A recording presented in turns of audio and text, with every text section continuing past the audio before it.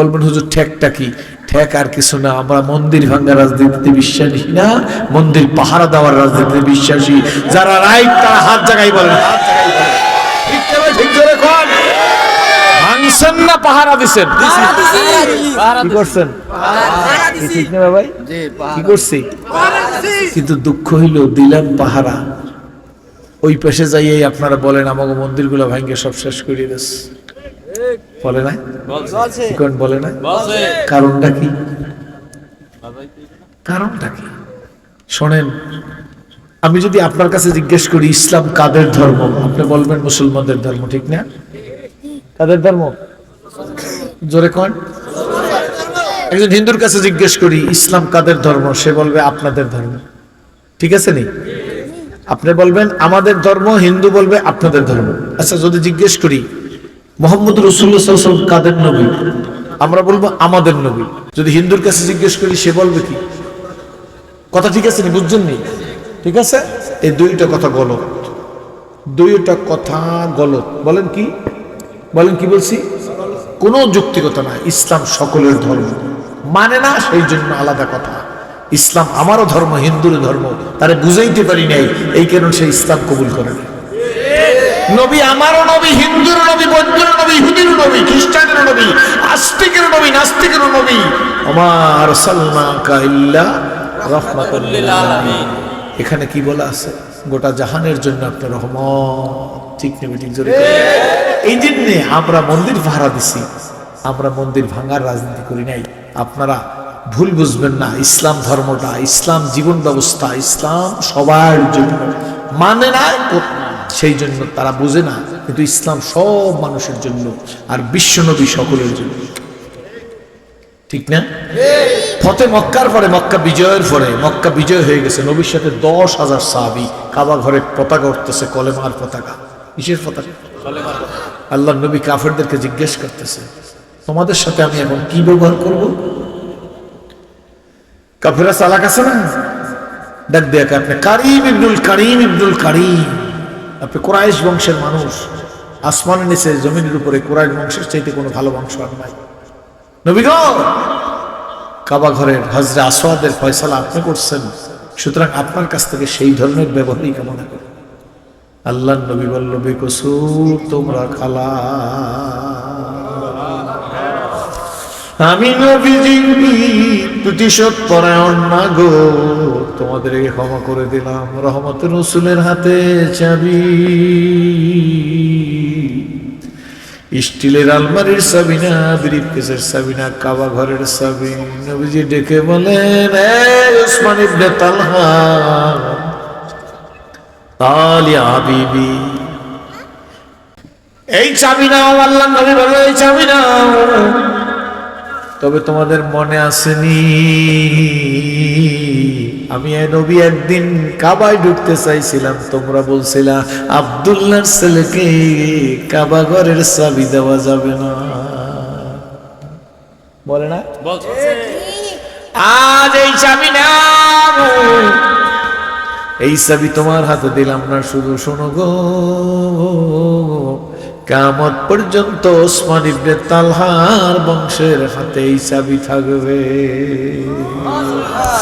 চলিতে চরণ হইল অবশ কমিল বাহুর বহু, অতীত জীবন কাহিনী স্মরণে নয়নে ঝরিছে জল।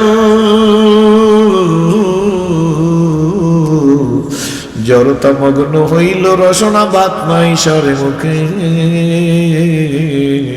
সকল সাহস কমিল আমার ভীতি ভরা শুধু বুকে। ও বাবা গো,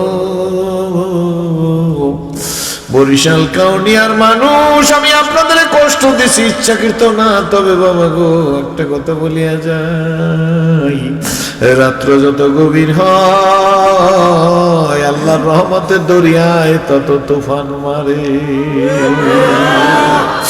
বন্ধুরা কয়েক মিনিট কথা বলবো। জেলা প্রশাসক মহোদয় বরিশালের এখন তার অফিসে নাই, বিভাগীয় কমিশনার মহোদয় এখন তার অফিসে আছে বলে মনে হয় না, ঠিক নেবে? ঠিক জোরে কর। কোন মসজিদ এখন খোলা নাই, চকবাজারের বড় দোকান বন্ধ, সদর রোডের বড় বড় দোকানগুলো বন্ধ, ডিপার্টমেন্টাল স্টোর সুপার মল বন্ধ। কি বলেন ঠিক নেবে ঠিক? কমিশনাররা নাই, অনেক অফিসাররা নাই। কি বলেন ঠিক নেবে ঠিক?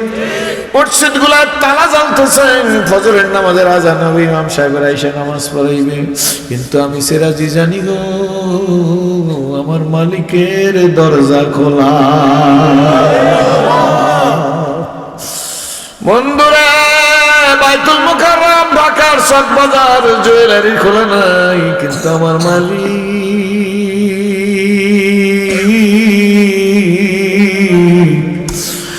রহমতের দরজা খুলে ডাকতেছে,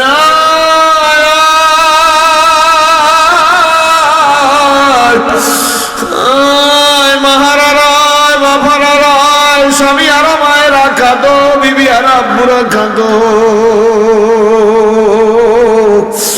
নির্যাতিতরা কাঁদো, নিপীড়িতরা কাঁদো, লাঞ্ছিতরা কাঁদো, বঞ্চিতরা কাঁদো, পদদলিতরা কারণে কাঁদো, নিষ্পেষিতরা কাঁদো, মিথ্যা মামলার আসামিরা কাঁদো, বেকার যুবকেরা কাঁদো, কাঁদলে গুনাহ মাফ হয়, কাঁদলে কলব সাফ হয়, কাঁদলে মালিক খুশি হইয়া জান্নাতুল ফেরদৌস দেয়। কত রাত্র বিবাহের রাত্রে গেছে, দিনের পর দিন ঘুমান নাই। কি বলেন ঠিক নেবে ঠিক? কত বিবাহের অনুষ্ঠানে গিয়ে আবার রাত্র কাটাই গেছেন, ইচ্ছা ছিল না তবু রাত্র শেষ হয়ে গেছে। কত গানে গেছেন, কত যাত্রা গানে গেছেন জীবনে। কি বলেন ঠিক নেবে ঠিক? আজকের না হয় একটু দেরি হয়ে গেছে, আমি অনেক রাত্র কথা বলবো না, কয়েক মিনিট কথা বলে আপনাদের নিয়ে হাত উঠাবো আল্লাহর দরবারে। আমার মায়েরা, আমার বোনেরা, আমার মেয়েরা, আমি আপনাদের দেখে ইসলাম কবুল করছি। কি বলেন জানেন তো? ঠিক নেবে ঠিক বলেন? আমি আপনাদের দেখে ইসলাম কবুল করেছি বন্ধু। এই জন্য বলি সময় কিন্তু বেশি নাই, নিঃশ্বাসের আর বিশ্বাস নাই।